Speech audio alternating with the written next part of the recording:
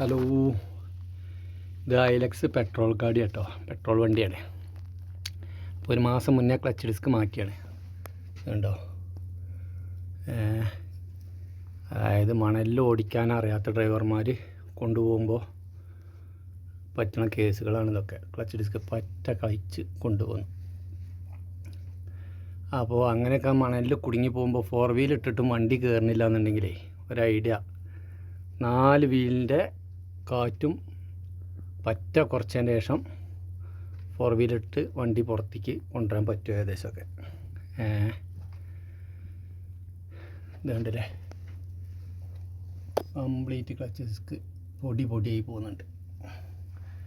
മരുഭൂമിയിൽ ഓടിക്കണം എന്നുണ്ടെങ്കിൽ പ്രത്യേക ഒരു ട്രെയിനിങ് വേണം, അല്ലെങ്കിൽ ക്ലച്ച് ഡിസ്കൊക്കെ പെട്ടെന്ന് കംപ്ലൈൻ്റ് ആവും.